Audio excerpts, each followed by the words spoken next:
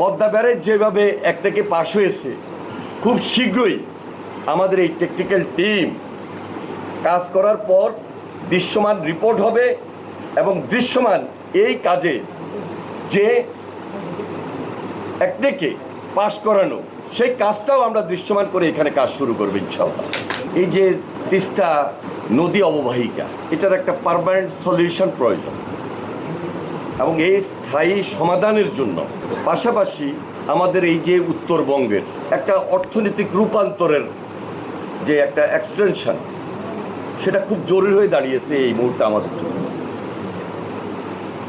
এই সকল দিক বিবেচনা করলে তিস্তা মহাপরিকল্পনা আমাদের অতীব প্রয়োজন এবং এটার গুরুত্ব শুধু এই অঞ্চলে না, সারা বাংলাদেশের কাছে খুবই গুরুত্বপূর্ণ।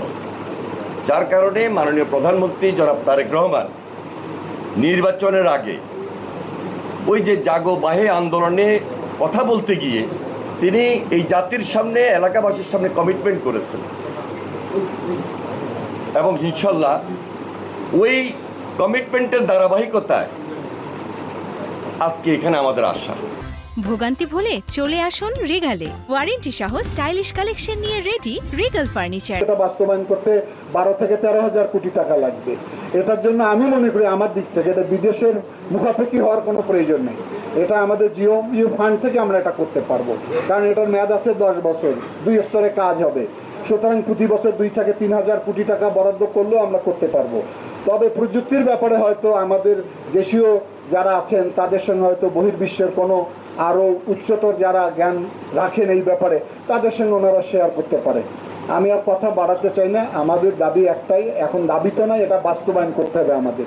সে কারণে আমি যেহেতু এটার সঙ্গে জড়িত রয়েছি, আমি আস্থা রাখতে বলি, বিশেষ করে মাননীয় প্রধানমন্ত্রীর উপর আস্থা রাখবেন, কারণ উনি একাধিকবার উচ্চারণ করেছেন যে আমি তিস্তা মহাপরিকল্পনা বাস্তবায়ন করব। এটি যেহেতু বৃহৎ প্রকল্প, এটি করলাম, তারপরে অর্থ বিনিয়োগ করলাম, এটা কাজে লাগলো না, তখন আর একটা আমাদের ক্ষতির কারণ হিসেবে দেখা দেবে। এটাকে পরীক্ষা নিরীক্ষা করে প্রযুক্তিভাবে দেখে শুনে আমরা এমন একটা প্রকল্প বাস্তবায়ন করতে চাই যার মাধ্যমে তিস্তার ভাঙন রোধ হবে, তিস্তা খনন হবে, লাখ লাখ হেক্টর জমি উদ্ধার হবে, এখানে পানি ব্যবস্থাপনাটা কীরকম হবে, এটা কৃষি উৎপাদনের ক্ষেত্রে কী সহায়তা দান করবে, ভবিষ্যতে এখানে কিভাবে শিল্প কারখানা হবে, কিভাবে এখানে পর্যটন এলাকা হিসেবে ঘোষণা করা হবে, কিভাবে স্যাটেলাইট শহর হবে, টোটাল একটা প্যাকেজের মাধ্যমে এটাকে আমরা তুলে আনতে চাই।